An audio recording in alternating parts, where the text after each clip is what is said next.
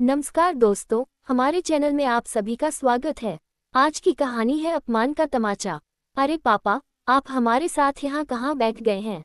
दिख नहीं रहा बस 4 लोगों के लिए ही चेयर है। आप अगर यहाँ बैठेंगे तो मेरे सास ससुर कहाँ बैठेंगे? अमित अपने बूढ़े पिता को हाथ पकड़कर कुर्सी से उठाते हुए बोला। थककर श्याम बाबू बोले, बेटा तुमने ही कहा था कि आज तुम्हारी शादी की सालगिरह है तो सब बाहर चलकर खाना खाएंगे। क्या तुम मुझे यहाँ मेरा अपमान कराने के लिए लाए हो? अमित श्याम जी को आंखें दिखाकर दबी हुई आवाज में बोला, बंद कीजिए अपनी यह बकवास। वैसे भी खुद को जरा देखिए, आपकी औकात है क्या मेरे सास ससुर के सामने बैठने की? आप कहाँ गवार अनपढ़ और वह पढ़े लिखे रईस घर के। आप साथ में बैठेंगे तो वह ठीक से खाना भी नहीं खाएंगे। उनके यहाँ तो आपके जैसे नौकर भी नहीं रहते हैं। अब ये पकड़िए अपने पोते को और जब तक हम खाना नहीं खा लेते इसे संभालिए। श्याम बाबू बोले, तो तुम मुझे अपने बेटे की आया बनाकर लाए हो यहाँ? अमित कुटिल मुस्कान के साथ बोला, तो आपको क्या लगा था कि मैं आपको यहाँ पार्टी देने के लिए लाया हूँ?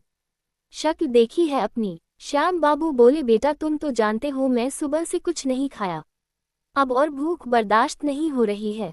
तुम मुझे यही कुछ लाकर दे दो तो मैं यही कुर्सी के पास बैठकर खा लूंगा। लेकिन अमित ने अपने पिता की एक नहीं सुनी और चुपचाप जाकर अपने सास ससुर और पत्नी के साथ बैठकर खाना खाने लगा।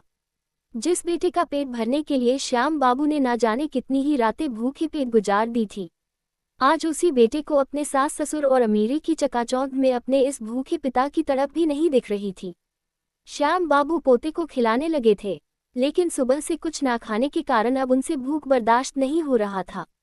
बहू ने सुबह से कुछ बनाया ही नहीं था, ये कहकर कि बाबूजी आज आप होटल में ही लजीज खाना खाएगा। श्याम बाबू वहां मौजूद खाना खाते हुए सभी लोगों को बस एकटक उम्मीद भरी नजरों से देख रहे थे। तभी एक वेटर आकर बोला, क्या हुआ बाबूजी, किसके साथ आए हैं? श्याम बाबू कुछ नहीं बोले और उनकी आंखों में आंसू तैर गए। वेटर बोला, बाबूजी भूख लगी है ना आपको, आइए मेरे साथ। वेटर ने अपने मालिक से छिपकर एक प्लेट खाना श्याम बाबू को पकड़ा दिया और बोला, बाबूजी जल्दी से खाना खा लीजिए वरना मेरी मुश्किल हो जाएगी। श्याम बाबू सुबह से भूखे कुछ ही पल में वह सारा खाना चट कर गए थे। अब जाकर उनकी आत्मा को तृप्ति मिली थी कि तभी होटल का मालिक उनके गिरेबान पकड़कर बोला, बूढ़े शर्म नहीं आती चोरी करते हुए? श्याम बाबू हाथ जोड़कर बोले, बेटा माफ कर दो, बड़ी भूख लगी थी बूढ़े, मैंने ये कोई धर्मशाला नहीं खोल रखी है समझा, तू इसके पैसे क्या तेरा बाप भरेगा? श्याम बाबू बोले, बेटा मैं तुम्हारे पैसे दिलवा दूंगा, मेरा बेटा वहाँ अपने बच्चों के साथ खाना खा रहा है। श्याम बाबू बेटे से पैसे लेने पहुंचे तो बेटा सबके सामने उन्हें धक्का देते हुए बोला, मैं नहीं जानता साहब, इस भिखारी को पता नहीं कहाँ कहाँ से आ जाते हैं। बेटे की बात सुनकर श्याम बाबू की आंखों में आंसू आ गए। वह उम्मीद भरी आंखों से बेटे को निहारते रहे, लेकिन बेटा अपने सास ससुर और बीवी के साथ कार में बैठकर घर के लिए निकल गया। उस होटल का मालिक बोला, साहब इस बुढ़े ने जो गलती की है उसका हट जाने के बदले इसे सारे बर्तन साफ करवाया जाए।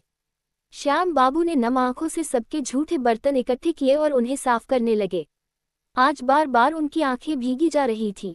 तभी वह बेटा उनके पास आकर बोला, लाइए बाबूजी मैं कर देता हूँ, मुझे माफ कर देना। मैं मालिक के आगे कुछ नहीं बोल पाया। श्याम बाबू नम आंखों से बोले, बेटा तुम क्यों माफी मांग रहे हो? तुमने तो इस बुढ़े का पेट भरा था, कोई पाप नहीं किया था। श्याम बाबू ने उस स्वेटर को एक तरफ हटाया और सारे बर्तन साफ किया। बाबूजी अब आप घर जाए, मैं मालिक को बोल दूंगा। श्याम बाबू उस स्वेटर के सर पर हाथ रखकर बोले, भगवान करे तुम इतने बड़े आदमी बनो कि पूरे शहर में अपना नाम रोशन करो। इतना कहकर वह नम आंखों से घर की तरफ चल दिए। श्याम बाबू की हालत देखकर उस वेटर की भी आंखों में आंसू आ गए थे। वह घर पहुंचे तो बेटे ने दरवाजे पर कदम रखने ही नहीं दिया और दूर से ही बोला, खबरदार बाबूजी, अगर आपने इस घर में अब कदम रखा तो अंजलि बोली, शर्म नहीं आई इस बुढ़े को? पूरे होटल में हमारा अपमान कराते हुए सब लोग कैसे हमें खा जाने वाली नजरों से देख रहे थे। अब इस घर में आपकी कोई जगह नहीं। श्याम बाबू हाथ जोड़कर बोले, पर बेटा मैं कहाँ जाऊंगा, मुझे घर के एक कोने में ही जगह दे दो, वहीं पड़ा रहूंगा, आखिर मेरी जिंदगी अब बची ही कितनी है। बाबूजी लगता है आप ऐसे नहीं मानेंगे। अमित ने उन्हें घसीटते हुए वहां से ले जाकर एक वृद्धा आश्रम में पटक दिया। लेकिन जिस वृद्धा आश्रम में वह अपने बाबूजी को छोड़ने आया था उसे अंदाजा भी नहीं था कि उसके साथ क्या होने वाला था। अगर सच्चाई उसके सामने अभी आ जाती तो उसके पैरों तले जमीन खिसक जाती। श्याम बाबू हाथ जोड़कर बोले, ऐसा गजब मत कर बेटा, अपने बूढ़े बाप को इस तरह से यहाँ छोड़कर मत जाओ। मैं किसके सहारे जीऊंगा? आखिर यहाँ मेरा कौन है? क्या तुम भूल गए? मैं तुम्हें अपने कंधे पर बिठाकर स्कूल छोड़ता था, तुम्हारे हर शौक पूरे करता था, अपने पैरों में चप्पल नहीं पहना, पर तुम्हारे लिए कभी किसी चीज की कमी नहीं होने देता था। और आज तुम अपने बाप को घर से घसीटकर यहाँ वृद्धा आश्रम ले आए, सिर्फ अपनी पत्नी के कहने पर। नहीं बेटा, ऐसा न्याय मत करो। श्याम बाबू अपने बेटे अमित से रो रो कर गुहार लगा रहे थे। अमित ने उन्हें खुद से दूर करते हुए कहा, बस बंद करो अपना यह नाटक, और याद रखो यहाँ नहीं रहोगे तो किसी दिन सड़क पर चलती हुई गाड़ियों के नीचे आ जाओगे और भूखे मरोगे, पर मैं अपने घर में नहीं ले जाऊंगा। अरे आपके रहने से पूरे घर की शोभा ही खत्म हो गई है। आपकी वजह से मैं अपने यार दोस्तों को घर नहीं ला पाता। ऊपर से अंजलि उसके अलग ही ड्रामे रहते हैं कि वह आपके लिए खाना नहीं बनाएगी, आपके गंदे कपड़े नहीं धोएगी। तंग आ गया हूं मैं इस सब ड्रामा से। सही तो बोली कि आपकी सही जगह वृद्धा आश्रम है। मेरा बस चलता तो किसी रेलवे स्टेशन पर छोड़ आता भीख मांगने के लिए। ये लो अपना सामान और चुपचाप से अंदर चले जाओ। श्याम बाबू बोले, बेटा ये शहर मेरे लिए अनजान है, इससे अच्छा तो हम पुराने शहर में रह रहे थे। तुम ऐसा करो, पुराने घर की चाबी मुझे दे दो, मैं वहीं किसी तरह अपना गुजारा कर लूंगा। अमित हंसते हुए बोला, किस घर की बात कर रहे हैं? अभी 2 महीने पहले जो आपने कागजों पर दस्तखत किया था, वह उसी घर के बेचने के कागज थे। वह घर बिक चुका है। श्याम बाबू बोले, क्या तुमने घर बेच दिया और मुझे बताया तक नहीं? उस घर में तुम्हारी माँ की कितनी यादें थी। अमित बोला, उन यादों का क्या, मैं अचार डालूंगा। अरे माँ के साथ वह यादें भी चली गई और आज आपसे भी छुटकारा मिल जाएगा। श्याम बाबू बोले, ठीक है कोई बात नहीं बेटा, रिटायरमेंट के जो मेरे पैसे थे मैं वह निकाल लेता हूँ, उसे लेकर हरिद्वार चला जाऊंगा, वहीं रहूंगा, पर मैं यहाँ नहीं रह सकता, इस शहर में मैं किसी को नहीं जानता। अमित हंसते हुए बोला, हाँ हाँ, आपको क्या लगता है घर आपके बिना बताए मैं बेच सकता हूँ? तो क्या आपके पैसे खर्च नहीं कर सकता? रे इतने बड़े शहर में 3 कमरे का घर लिया हूँ, फर्नीचर खरीदा हूँ, वो पैसे कहाँ से आए? और वैसे भी आपके मरने के बाद सारी संपत्ति मेरी थी, तो आपके जीते जी मैंने ले ली, इसमें कौन सी बड़ी बात है? आपको पैसे चाहिए? 1 मिनट रुको। अमित ने अपने जेब से 500 रुपए का नोट निकाला और उनके हाथों में पकड़ाते हुए बोला, ये लो, आज तक जो आपने मेरे लिए किया है उसका मुआवजा यह है। इतना कहकर अमित वहां से चला गया। श्याम बाबू अपने बेटे को जाते हुए देख रहे थे और सोच रहे थे, क्या इसी दिन के लिए ईश्वर ने मुझे बेटा दिया था? शायद मैंने कुछ पाप किया था जो यह मेरा बेटा है। इतना सोचते सचते वह आश्रम के दरवाजे पर जाकर गिर पड़े। अचानक गिरने की आवाज से आश्रम के अंदर से कुछ लोग भागते हुए आए। तब तक अमित की गाड़ी वहां से जा चुकी थी। सबने आश्रम के बाहर गेट के रजिस्टर पर जब देखा तो वहां बस श्याम बाबू का नाम लिखा था, पहुंचाने वाले का कोई अता पता नहीं था। बहरहाल उन्हें आश्रम के अंदर ले जाया गया। डॉक्टर से दिखाया गया तो डॉक्टर ने कहा, सदमे की वजह से शरीर के बाएं हिस्से में पैरालिसिस का अटैक हुआ है। वक्त बीता, डॉक्टर के इलाज में श्याम बाबू अब बिस्तर पर ही रहते थे। बड़ी मुश्किल से कुछ कह पाए थे। ऐसे ही 6 महीने बीत गए। एक रोज आश्रम की डॉक्टर आरती विदेश से लौटी, जो इस वृद्धा आश्रम को चलाती है। उसके आते ही आश्रम की रिसेप्शनिस्ट ने कहा, मैडम आप छुट्टी पर थी। इस बीच में कोई आदमी अपने बूढ़े पिता को यहाँ छोड़ गया। उनकी हालत बहुत खराब थी और आज तक उन्हें देखने के लिए या उनका हालचाल पूछने के लिए भी कोई नहीं आया। परेशानी यह है कि बूढ़े बाबा कुछ बताते नहीं हैं। अब क्या करें? इतने दिन बिना किसी परिचय के कैसे किसी को यहाँ रख सकते हैं? कोई तो है उनकी गारंटी लेने वाला। आरती बोली, क्या बूढ़े पिता को कोई यहाँ रात में छोड़ गया और खोज खबर भी लेने नहीं आया? कैसे निर्दयी बच्चे होंगे जो अपने पिता को रात के अंधेरे में छोड़ गए। जब इंसान को बुढ़ापे में अपने बच्चों की जरूरत होती है तो कोई अपने माँ बाप से ऐसा व्यवहार कर सकता है?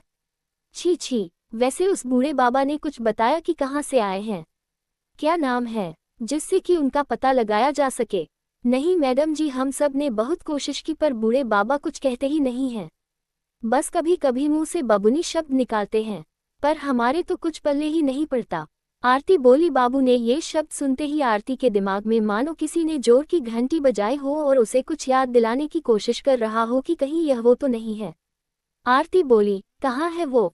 किस रूम में उन्हें रखा गया है? जल्दी से मुझे ले चलो। आरती भागती हुई गैलरी में इधर उधर उन्हें ढूंढने लगी और जब वह बेड के पास पहुंची तो सूखी लकड़ी में कपड़े से लिपटे हुए श्याम बाबू पर जब उसकी नजर पड़ी तो उसका हृदय तेजी से धड़कने लगा और उसके मुंह से निकला, हाँ ये तो वही है, पर इतनी जर्जर और बुरी हालत में इन्हें कुछ खाने को दिया है कि नहीं? इन्हें मूंग की दाल बहुत पसंद है, जल्दी से मूंग की दाल में गर्म रोटी भिगोकर मसल कर लेकर आओ। और यह क्या, अभी तक ग्लूकोज भी नहीं चढ़ाया? ग्लूकोज चढ़ाओ ताकि थोड़ी ताकत मिले। फिर आरती उन्हें अपने हाथों से खिलाने लगी। उसकी आंखों में आंसू तैर गए और याद करने लगी वह दिन जब वह दूसरे शहर के अनाथ आश्रम में रहती थी और उसी के बगल में एक छोटा सा स्कूल था और वहीं बगल के घर में श्याम बाबू अपनी पत्नी के मरणोपरांत अपने बेटे के साथ रहते थे।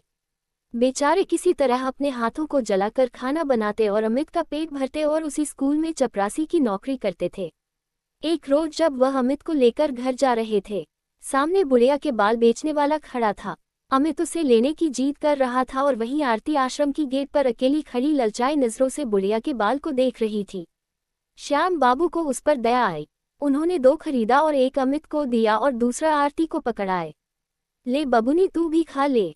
अमित बोला, बाबूजी आप मेरे बाबूजी हैं, इसे क्यों दे रहे हैं? श्याम बाबू बोले, बबुआ जैसे तुम्हें भगवान ने बनाया वैसे ही इसे भी बनाया है। भगवान ने तुम्हारी देखभाल के लिए मुझे धरती पर भेजा, पर इस बच्ची के लिए शायद कोई नहीं आ गया। धीरे धीरे आरती और श्याम बाबू का एक रिश्ता बनने लगा और उनके रिश्ते से अमित खुश नहीं था। वो आरती को बिल्कुल पसंद नहीं करता था।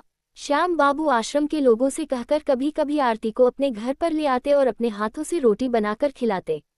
एक रोज श्याम बाबू बोले, पता है आरती, हमारा बबुआ अमित पर लिखकर इंजीनियर बनेगा और तुम क्या बनोगी बाबूनी? आरती तुतलाती आवाज में बोली, बाबा मैं डॉक्टर बनूंगी। वे हंसकर कहे, अच्छा हमारी बबूनी डॉक्टर बनेगी, फिर जब हम बूढ़े हो जाएंगे और बीमार पड़ जाएंगे तो हमें दवाई देगी ना बबूनी? हाँ बाबा, डॉक्टर बनूंगी और आपको दवाई भी दूंगी, पर मैं डॉक्टर कैसे बनूंगी? श्याम बाबू उसके सर पर हाथ फेरते हुए कहते, बेटा खूब मेहनत करोगी और अपने कक्षा में अव्वल आओगी तो जरूर डॉक्टर बनोगी। तुम डॉक्टर बनना और अमित इंजीनियर बनेगा, फिर तुम मुझे दवाई देना और अमित मेरी देखभाल करेगा। नहीं बाबा, आप इसे ज्यादा प्यार करते हो तो यही आपकी देखभाल करेगी। अमित गुस्से में कहकर पैर पटकने लगा। श्याम बाबू उसे प्यार से समझाने लगे। आखिर वह भी एक बच्चा ही था।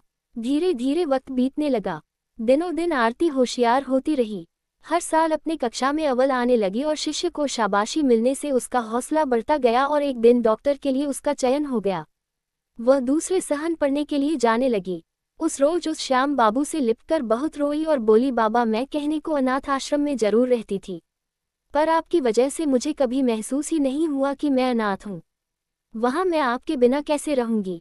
अमित गुस्से में बोला, जैसे अनाथ बच्चे रहते हैं वैसे ही रहोगी और ये तुम्हारे पिता नहीं है। श्याम बाबू बोले, अमित बेटा तुम्हारे मन में इतनी कड़वाहट कहाँ से आ गई? खैर छोड़ो बेटा, आरती यहाँ रहोगी तो डॉक्टर कैसे बनोगी? थोड़े समय की बात है, जब तुम डॉक्टर बन जाओगी तो हम सब एक साथ रहेंगे। नम आंखों से आरती ने बाबा से विदा ली। डॉक्टर की पढ़ाई में इतनी व्यस्त हो गई कि वहां आना जाना उसका कम हो गया। देखते ही देखते 4 साल गुजर गए। एक दिन उसे पता चला कि अमित वो घर खाली करके बाबा के साथ गांव चला गया तो उसे बहुत सदमा लगा। फिर 2 साल बाद जब उसे डॉक्टर की डिग्री मिली तो उसने बाबा को बहुत याद किया। आरती ने उन्हें ढूंढने की बहुत कोशिश की, लेकिन किसी को भी उनके गांव का पता ठिकाना कुछ भी मालूम नहीं था, जिसके कारण वह फिर कभी बाबा से नहीं मिल पाई। अचानक से रिसेप्शनिस्ट की आवाज से आरती का ध्यान भंग हुआ। मैडम मैडम, इन्होंने खाना खा लिया है, अब आप अपने केबिन में जा सकती हैं, मैं देख लूंगी। आरती बोली, आज इतने सालों बाद यह मेरे सामने इस हाल में? वो धीरे से श्याम बाबू के कान के पास जाकर बोली, बाबा बाबा देखो, आपकी इच्छा थी ना कि मैं डॉक्टर बनूं, देखो आपकी बबनी डॉक्टर बन गई। अब मैं आपको दवाई दूंगी तो आप बिल्कुल ठीक हो जाएंगे। आरती की आवाज से थोड़ी देर के लिए उन्होंने आंखें खोली। उनकी आंखों में एक चमक थी, पर तुरंत ही वह चमक गायब भी हो गई और वह बोले, तुम कौन हो बच्ची? मुश्किल से उनके मुंह से यह आवाज निकली तो उनकी आंखों से आंसू बह निकले। आरती आश्चर्य से उन्हें देखने लगी और सोचने लगी। बाबा कहते थे, तुम कितनी भी बड़ी हो जाओ मैं भीड़ में भी तुम्हें पहचान लूंगा। मेरी याददाश्त इतनी तेज है। और आज वह मुझे आरती की आंखों से आंसू बहने लगे और वह उनका माथा सहलाती। दूसरी नर्स आकर बोली, मैडम आप रो रही हैं क्या? आप इन्हें जानती हैं? आरती धीरे से बोली, हाँ जानती तो हूँ, इनका बहुत बड़ा कर्ज है मुझ पर, किसी अनाथ को दुनिया की भीड़ में जीना कैसे होता है इन्होंने मुझे सिखाया। आरती ने खुद को संभाला और रिसेप्शनिस्ट से बोली, तुम फॉर्म पर इनके रिश्तेदारों की जगह मेरा नाम लिख दो और इन्हें यहाँ से स्पेशल वार्ड में शिफ्ट करो और जो भी खर्चा आएगा मुझे बता देना। इतना कहकर वह रोते हुए वहां से चली गई। आरती उदास घर पहुंची। उसके पति आकाश जब कारण पूछा तो आरती ने सारी बात बताई और बोली, अमित का स्वभाव बचपन में अच्छा नहीं था, शायद आज भी वह वैसा ही होगा, तभी तो वह बाबा को वहां छोड़ गया। इसका मतलब वह इसी शहर में है। मैं उसे कभी माफ नहीं करूंगी। जो इंसान किसी अनाथ के लिए इतना सोच सकता है, सोचो वह अपने बेटे के लिए क्या कुछ नहीं किए होंगे। मैं उसे अपना भाई समझती थी, सोचती थी कभी मिलेगा तो उसकी संभव मदद करूंगी, क्योंकि बाबा ने जो मेरे लिए किया वह मैं कभी नहीं भूल सकती। आकाश बोला, जो अपने पिता का सगा नहीं हुआ वह तुम जैसी अनाथ का कभी सगा नहीं होगा। फिर भी तुम जो करना चाहो मैं तुम्हारे साथ हूँ।